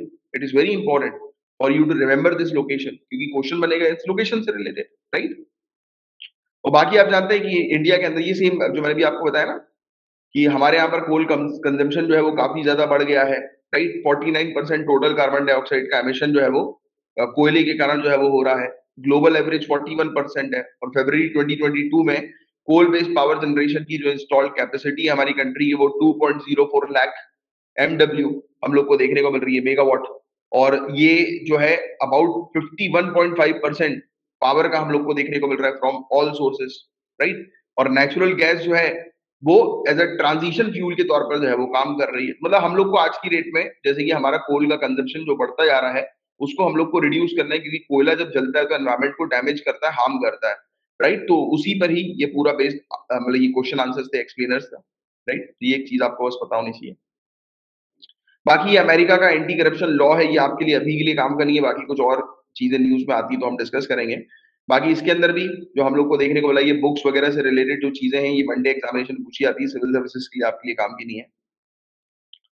अब इसके अलावा दो जायश ए मोहम्मद के मिलिटेंट जो है वो मारे गए जॉइंट ऑपरेशन में, राइट, पुलवामा के अंदर। तो हमें छेड़ोगे तो हम तो निपटा ही देंगे, राइट। ये समझ जाना चाहिए, मैसेज सबके पास जाना चाहिए जितने भी ऐसे मिलिटेंट्स हैं। और इसके अलावा अच्छा, एक अभी आपको पता है ना कि अभी सेंटर ने जो है वो ड्यूटी जो है वो एक्साइज ड्यूटी जो है वो रिड्यूस कर दी है, जिसके कारण से 9-10 रुपए तक जो तेल के प्राइसेस हैं पेट्रोल डीजल के वो घट गए हैं। तो एक्चुअली क्या हुआ है कि जो 22 स्टेट्स की जो कंपनीज हैं, राइट, ऑयल मार्केटिंग कंपनी, जिससे ये पेट्रोल जो है वो परचेज नहीं करेंगे फ्यूल पंप, तो इन्होंने एक प्रकार की छोटी सी स्ट्राइक जो है वो करी है, राइट। और वो इसलिए करी है क्योंकि अब देखो यार, रातों रात सेंटर ने जो है वो प्राइस रिड्यूस कर दिया। अब इन्होंने तो ज्यादा प्राइस दी है तो इनका लॉस हो गया ये फ्यूल पंप्स वालों का। तो इन्होंने बोला कि नहीं भाई, अभी हम मार्केटिंग कंपनी से परचेज नहीं करेंगे जब तक हमें हमारे लॉस की भरपाई नहीं करोगे। तो इसको लेकर एक छोटी सी अपडेट थी। बाकी 10 लाख का जुर्माना जो है वो, अब देखिए आप डीजीसीए आप देख रहे हैं कि लगातार जुर्माना जो है वो लगा रही है, फाइन लगा रही है। Directorate general of civil aviation, आपने देखा होगा कल के लेक्चर में भी हमने इंडिगो के बारे में डिस्कस किया था कि इंडिगो के ऊपर भी फाइन लग गया। मतलब कहीं ना कहीं अब डीजीसीए जो है वो एविएशन सर्विस को बेटर बनाने के लिए बहुत स्ट्रिक्टली कार्रवाई कर रही है, क्योंकि इसने भी एक्चुअली क्या हुआ था कि पायलट का ट्रेनिंग के लिए सिमुलेटर होता है। सिमुलेटर पता है ना आपको, फेक टाइप का कॉकपिट रहता है जिसमें पायलट को बिठाया जाता है और बिल्कुल पूरा फेक रहता है, बट पूरी चीज उसमें बिल्कुल ओरिजिनल टाइप की लगती है। मतलब कि उसमें इस प्रकार के फीचर्स होते हैं कि जैसे कि आप अगर जैसे उसका वो होता है ना कि प्लेन को उड़ाने के लिए जो जो फंक्शंस की आवश्यकता होती है वो सब कुछ उसके अंदर होते हैं, और बिल्कुल पूरा वाइब्रेशन वगैरह भी होता है, सब कुछ वैसे ही होता है जैसा कि एग्जैक्ट प्लेन में होता है। तो ये बिल्कुल सस्ती क्वालिटी का ये यूज कर रहे थे ये लोग, स्पाइस जेट वाले, राइट, बेकार क्वालिटी का, खराब टाइप का, राइट, फॉल्टी टाइप का। तो फिर उसके लिए उनके ऊपर कार्रवाई कर दी गई। बोल रहे कि यार अगर ट्रेनिंग ऐसे दोगे पायलट को इस प्रकार से खराब फॉल्टी सिमुलेटर में, तो भाई दिक्कत आएगी पायलट को, राइट। आगे चल के real real situation pilot analyse नहीं कर पाएंगे तो उसमें वो उनको दिक्कत आएगी, तो इनके ऊपर फाइन लगा दिया गया। अच्छा, एक और चीज, एक घटना हुई ज्ञानवापी मस्जिद के बारे में, तो सभी को पता है। कोई ऐसा है जिसको ज्ञानवापी मस्जिद के केस के बारे में नहीं पता? नहीं पता तो बोलना, मैं फिर से बता दूंगा, कोई दिक्कत वाली बात नहीं है यार, राइट। चलो, क्योंकि लाइव क्लास अटेंड करो, लाइव क्लास का यही फायदा है। अब देखिए, अभी हुआ क्या था कि जब तक पूरा मामला रिजॉल्व ना हो जाए तब तक डिमांड की जा रही थी कि इस मंदिर में हिंदू जाकर प्रेयर कर सके भगवान शिव की, है ना। तो इसको लेकर एक ऑर्डर जो है वो पास करने की डिमांड की गई, तो इस डिमांड को खारिज कर दिया। बस उसी से रिलेटेड एक छोटी सी अपडेट है, बस आपको अपडेट के बारे में पता होना चाहिए, अवेयरनेस की भी क्या चल रहा है। बाकी कोई न्यूज है वो आपके लिए काम की नहीं है, पॉलिटिकल न्यूज है, और वो फ्रंट पेज की रिपीटेड न्यूज है जिसके बारे में हम डिस्कस कर चुके हैं। ये सब पूरी पॉलिटिकल न्यूज है, ये सिद्धू मूसेवाला की न्यूज है जिसको अपन पहले भी डिस्कस कर चुके हैं, जो आपके लिए काम करिए। पीएम केयर्स फंड पता है आपको? PM cares for children fund, मेरे ख्याल से कल भी डिस्कस किया था ना हमने PM cares for children fund के बारे में। आई थिंक कल के लेक्चर में भी we have discussed about it, right. तो अब बस वही था कि पैसे जो है वो रिलीज कर रहे हैं, पीएम केयर्स के बेनिफिट जो है वो रिलीज कर रहे हैं कोविड ऑर्फन को, हमारे ऑनरेबल प्राइम मिनिस्टर। तो वो चीज कर दी गई है, इसको लेकर ये टॉपिक हमें देखने को मिला। बिल्कुल सही, एजुकेशन, हेल्थ इंश्योरेंस, इंडिया में एजुकेशन प्रोवाइड किया जाएगा, और कितना 10 लाख रुपए बच्चों को दिया जाएगा जब वो 23 साल की उम्र के हो जाएंगे, राइट, ये स्कीम के तहत। और ये उन बच्चों के लिए है जिन बच्चों ने अपने माँ बाप को खोया है, गार्जियन को खोया है कोविड-19 के कारण, तो उनके लिए ये स्कीम है, PM cares for children scheme. अच्छा, आपको पता होगा गाइस कि हमारी कंट्री के अंदर से काफी सारे जो स्टूडेंट्स हैं फॉरेन जाते हैं मेडिकल की स्टडी करने के लिए, है ना।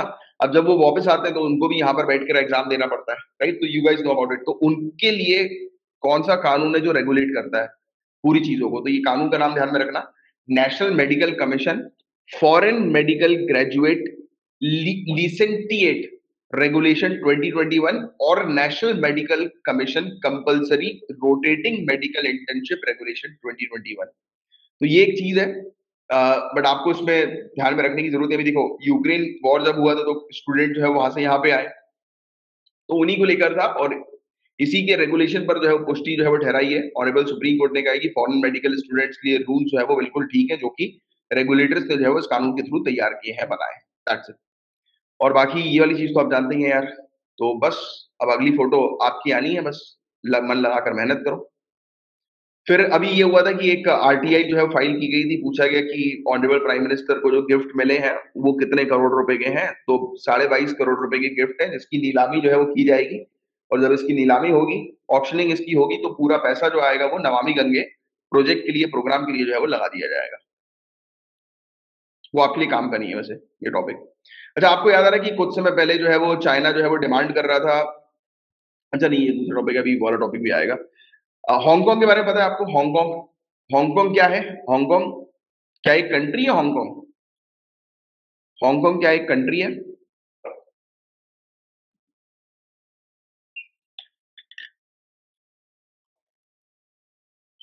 हांगकांग ज्योग्राफिकली किसका हिस्सा है?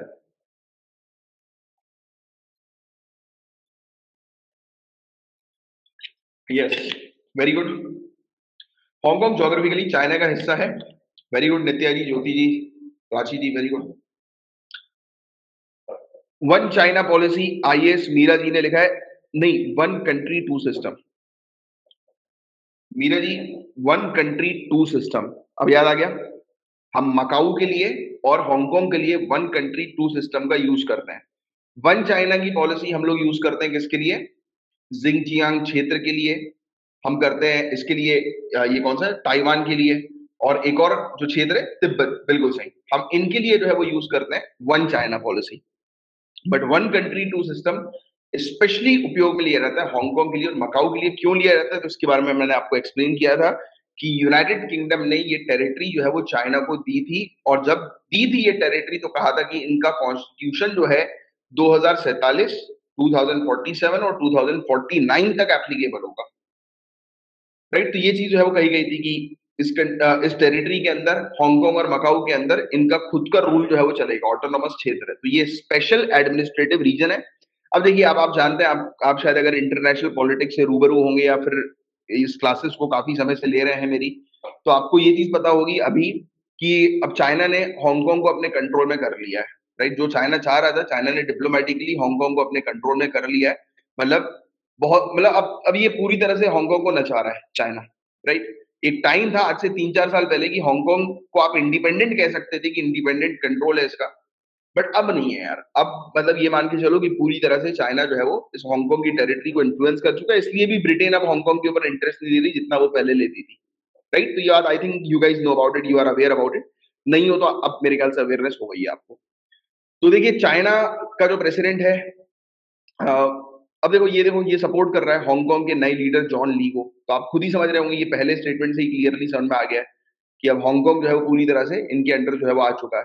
राइट, अभी नेपाल का प्लेन गायब हो गया था, तो वो मिल चुका है यार, मतलब ये क्रैश हो गया था नेपाल का प्लेन।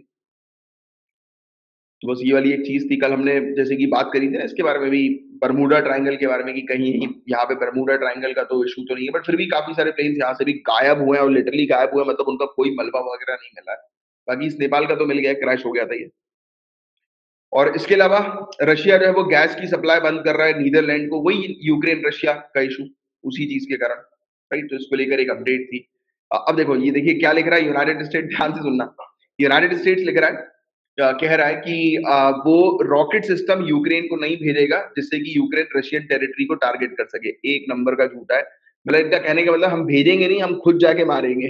क्योंकि यू गाइस नो, देखो यार, ये सब चीजें इंटरनेशनल पॉलिटिक्स की होती हैं। ये सब चीजें आप खेलोगे जब आप इंडियन फॉरेन सर्विसेज में जाओगे ना, या फिर इवन आप आईएएस बनोगे।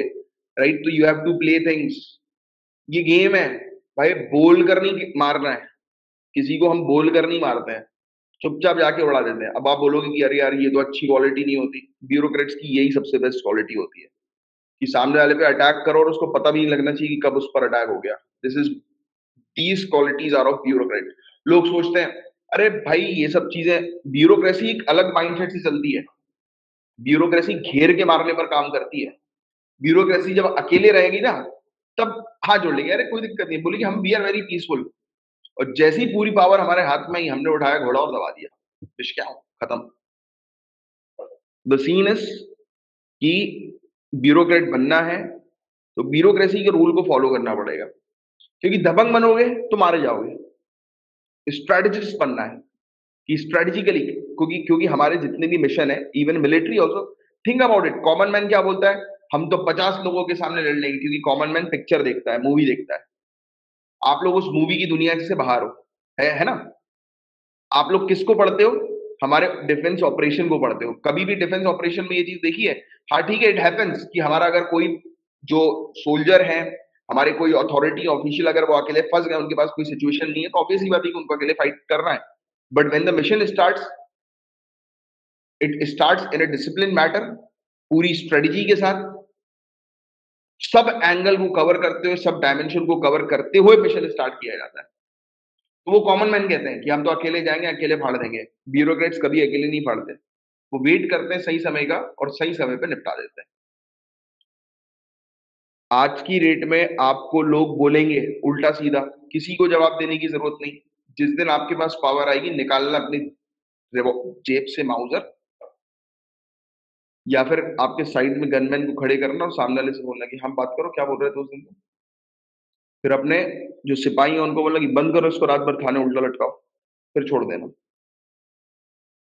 और ये भी करने की जरूरत नहीं, ये भी ब्यूरोक्रेट ऐसे भी नहीं खेलते। ब्यूरोक्रेट कैसे खेलते हैं? जिसको आपको उलझाना है, आपने उसको चुपचाप उठवा लिया, पता भी नहीं लगना चाहिए कि आपने उठवाया, पिटवाओ, और फिर आप ही जाके छुड़वा लो उसको। और ऐसे ही रैंडमली चले जाओ देखने के लिए कि कितना पिट गया। अरे तुम यहाँ कैसे? अरे छोड़ो छोड़ो, ये तो हमारे पहचान वाले हैं। पीटो भी आप, बचाओ भी आप। ये गेम होता है ब्यूरोक्रेट्स का, मारते भी हैं, बचाते भी हैं। बट पहले पिटवा लो, मस्त मस्त तरीके से पिटवाओ पहले, जब तक आपके दिल को ठंडक ना मिल जाए। और जैसी ठंडक मिली, जाके बचा लो। ये खेल खेलोगे कब? जब पावर हाथ में आएगी, और उसके लिए आज पढ़ना पड़ेगा। आपको याद आ रहा है कुछ दिनों पहले ये चाइना चला गया था पैसिफिक कंट्रीज के पास, पैसिफिक आइलैंड्स के पास, बोलने के लिए कि यार हम तो आपकी बिल्कुल, ये मान के चलो, आपकी फिशिंग से लेकर आपकी सिक्योरिटी तक सब चीज में हम मदद करेंगे, सब चीज में हम साथ में मिलकर काम करेंगे। याद है? अभी कुछ दिनों पहले हमने डिस्कस किया था। इसने पैसिफिक आइलैंड्स की कंट्रीज के साथ ये सब चीजें कही थी, भगा दिया इन कंट्री ने। बोला कि भाग यहाँ से, बेवकूफ बनाता है, अभी लूट लेगा हम लोग को, ऐसी बातें कह कह के। क्योंकि चाइना के बारे में दुनिया को पता लग चुका है कि इसकी हरकतें किस टाइप की। अब इसको अपनी स्ट्रेटेजी चेंज करनी पड़ेगी, क्योंकि ये समझ रहा है कि हर जगह इसको फेलियर मिल रहा है। राइट? और पैसिफिक में तो दबदबा जो है वो इसका है, क्वाड कंट्रीज का है। तो दे नो वेरी वेल कि अगर ये चाइना के साथ हाथ मिला देंगी, क्वाड कंट्री, ये छोटी कंट्री की बैंड बजा देंगी। राइट? डब्ल्यूएचओ का कहना है कि मंकी पॉक्स जो है वो पेंडेमिक में नहीं बदलेगा। बट देखो, इन्होंने कहा है, ये कह भी दिया और ये भी लिख रहे हैं बचने के लिए कि अभी तक हमें इस डिजीज के बारे में काफी सारी चीजें ऐसी हैं जो नहीं पता है। राइट? तो देखो, इस न्यूज पे हम बिलीव नहीं करेंगे, ऑल दो ये डब्ल्यूएचओ की है, वर्ल्ड हेल्थ ऑर्गेनाइजेशन की है। बट हमें मंकी पॉक्स वायरस के बारे में जानना था, जो कि हम ऑलरेडी जो है वो कवर कर चुके हैं, जान चुके हैं। नाइजीरिया वाला पता है ना आपको? नाइजीरिया से जो है ये फैला है। राइट? और काफी सारी कंट्रीज में जो है वो चला गया है, यूके के अंदर, अमेरिका के अंदर भी केसेस देखने को मिले हैं। पता है ना, वाली बात आप लोगों को? तो इंडिया के अंदर हालांकि इसके केसेस जो है वो नजर नहीं आए हैं। तो ये स्मॉल पॉक्स वाला जो वायरस, ये जो हम लोग को मंकी पॉक्स जो है वो बन गया है, स्मॉल पॉक्स का यही है, स्मॉल पॉक्स फैमिली का ही है। तो बस हमें ये सब फैक्ट्स जो हम ऑलरेडी पहले पढ़ चुके हैं, बस वो पता होना चाहिए। बाकी स्पेशल क्लास में भी मैंने पढ़ा चुका हूँ वैसे तो आपको मंकी पॉक्स के बारे में। बस ये चीज, बाकी डब्ल्यूएचओ ने ये चीज कही है तो उसके बारे में अपन को ज्यादा बिलीव नहीं करना है। अच्छा, ये क्या होता है, कोई मुझे बताएगा? Disinvestment, what do you mean by disinvestment? क्योंकि न्यूज जो है वो आई है कि डिसइन्वेस्टमेंट की तरफ जो है वो, जैसे सेंटर जो है उसने 471.5 करोड़ का डिसइन्वेस्टमेंट जो है वो किया है। और even public sector fertiliser maker Paradip phosphate जो है, उसका भी जो है वो इन्होंने आईपीओ निकाल दिया, यानी कि अपने शेयर जो है वो रिलीज कर दिए, डिसइन्वेस्ट कर दिया। कोई मुझे बता सकता है what do you mean by disinvestment? की क्वेश्चन यही बनेगा कि डिसइन्वेस्टमेंट जो है वो क्या है। बताओ, क्या होता है डिसइन्वेस्टमेंट, और क्या डिसइन्वेस्टमेंट अच्छा होता है? What do you mean by disinvestment, and क्या आपको लगता है कि डिसइन्वेस्टमेंट अच्छा है? बताइए, चुपचाप नहीं बैठना है। चुपचाप बैठने के लिए लाइव क्लास अटेंड नहीं कर रहे हो।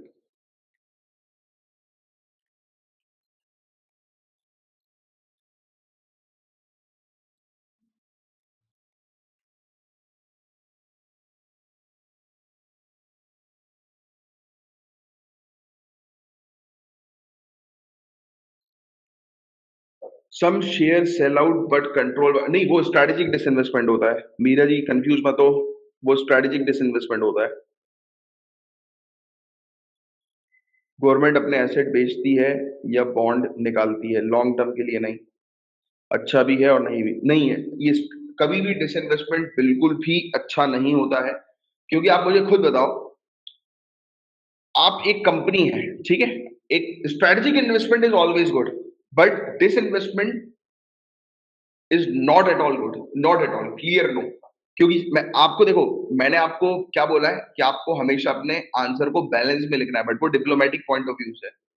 यहां पर है इकोनॉमिक्स का टर्म, मतलब इकोनॉमिक्स मतलब कि एक प्रॉपर थ्योरी, और जो थ्योरी जो होती है वो हम लोग को प्रिंसिपल्स जो देखने को मिलते हैं वो एक्यूरेट देखने को मिलते हैं। तो यू नो अबाउट इट कि ऐसी चीजों में हम लोग को बिल्कुल एक्यूरेसी देनी है, अपनी सटीकता के साथ, प्रिसीशन के साथ अपना जवाब देना है। अब देखिए, एक कंपनी है, इमेजिन अ कंपनी, आपकी एक कंपनी है, आपकी एक कंपनी जो है वो हर साल आप लोग आपको जो है वो 1 करोड़ का प्रॉफिट दे रही है, राइट, एवरी ईयर।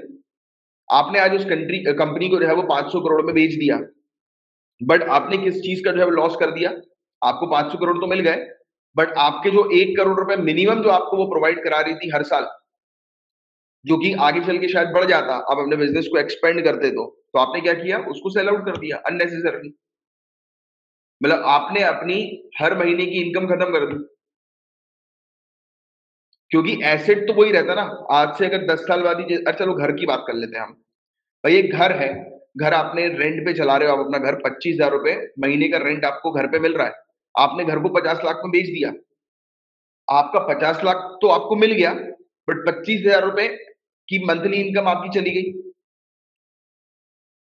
ये बुरा क्यों है? क्योंकि आपके घर की, आपकी एसेट की वैल्यू कभी भी खत्म नहीं होती, भले ही वो शायद बढ़े ना, बट घटेगी नहीं। बहुत रेयर टू रेयर केसेस में घट जाए तो घट जाए, पर नहीं घटेगी, रियल एस्टेट है, प्रॉपर्टी है। तो आप मुझे ये बताओ कि आपने क्या कर दिया? आपने तो अपनी आती हुई जो एक्स्ट्रा इनकम है उसको खत्म कर दिया। तो ये कभी भी अच्छा नहीं होता है। कंपनी आप बेच दोगे तो आपको कंपनी का वन टाइम प्रॉफिट तो मिल जाएगा, वो तो वैसे भी मिलता है अगर आप 10-15 साल, 20 साल, 25 साल, 30 साल तक बेचते, बट आपने इस पीरियड में जो करोड़ों रुपए कमाने थे वो आपने वेस्ट कर दिए। This is the thing, this is not at all good. याद है ना, अम्बेडकर साहब का हमने एक आर्टिकल जो है वो कवर किया था। अम्बेडकर साहब भी जो है वो इस चीज के बारे में जो है वो बोलते हैं। गांधी जी ने भी जो है वो इस चीज के बारे में जो है वो कहा हुआ है, राइट। मोदी जी ने भी कहा था ना, गांधी जी के स्टेटमेंट जो है वो कहे थे। अम्बेडकर साहब के बारे में हमने एक एडिटोरियल के अंदर कवर किया था इकोनॉमिक्स के बारे में, जिसमें उन्होंने ये इसी चीज के बारे में बोला था कि आज की डेट में हर चीज जो सरकार प्राइवेटाइज कर रही है, दैट इज अ लॉस। आपको इस तरीके से चीजें रिकॉल करके अपने मेंस के लिए प्रिपेयर करनी है। जितने भी वर्ड्स है, सेंटेंसेस है, जो मैं आपको रेगुलर बेसिस पर पढ़ा रहा हूँ, यही चीजें जो आपकी नॉलेज है, जो आपको दूसरों से अलग बनाएंगी। सिविल सर्विसेज के एग्जाम में what you want not facts, not proper knowledge, not रट्टू thing, you want awareness. They want awareness from you, क्योंकि क्लियरली नोटिफिकेशन में लिखा हुआ है कि आप कितने अवेयर्ड है, आप कितनी सही तरीके से चीजों को समझते हैं। Importantly they want officer not common man. इसलिए हर चीज को एक ऑफिसर के एंगल से देखना शुरू करिए। मई का इन्फ्लेशन जो है, मुद्राफीसदी महंगाई जो है वो घटेगी, मतलब स्लो डाउन हो जाएगी, 7% पर देखने को मिलेगी। और टाटा मोटर जो है वो फोर्ड प्लांट्स को टेक ओवर कर लेंगे, क्योंकि फोर्ड तो चली गई ना हमारे इंडिया से, चली गई ना मेरे ख्याल से। फोर्ड फोर्ड बंद हो गई है इंडिया के अंदर, तो फोर्ड की मैन्युफैक्चरिंग हो नहीं रही है, तो उसकी जो प्लांट्स है उसको जो है वो टाटा मोटर टेक ओवर कर लेगी। गेल जो है वो 6,000 करोड़ रुपए रिन्यूएबल पर 3 साल में लगाएगी। इसको लेकर ये आर्टिकल है। बाकी फिर स्पोर्ट्स की न्यूज है, और इसी के साथ हमारा आज का लेक्चर जो है वो होता है फिनिश। मैं उम्मीद करता हूँ जो भी चीज मैंने आप लोग को पढ़ाई है अच्छे से आपको समझ में आई है, क्रिस्टल क्लियर। और जिन भी स्टूडेंट्स को हमारे बैच को ज्वाइन करना है, आप ज्वाइन कर सकते हैं 9713282838, ये नंबर है, इस पर जो है वो आप कांटेक्ट करिए। और हमारा जो पूरा जो कोर्स है, इसको जरूर ज्वाइन कर लीजिए, क्योंकि इस कोर्स को लेने के बाद आपको अलग से कुछ करने की जरूरत नहीं है। पूरी की पूरी जीएस की तैयारी इस कोर्स में जो है वो आपकी करवाई जाती है। चलिए फिर साइन ऑफ करता हूं मैं। 12 बजे, आज दिन में 12 बजे आपकी एक स्पेशल क्लास लगेगी। फिर 4 बजे भी आपकी एक स्पेशल क्लास है, मतलब कि आज 2 स्पेशल क्लास हम लोग कंडक्ट करेंगे करंट अफेयर्स की, क्योंकि कल क्लास नहीं हो पाई थी, कल मैं कोर्ट गया था, तो इसलिए आज 2 क्लास जो है वो कवर होंगी। ठीक है, चलो गाइस, जय हिंद, मिलते हैं 12 बजे। 12 बजे सब लोग रेडी रहना।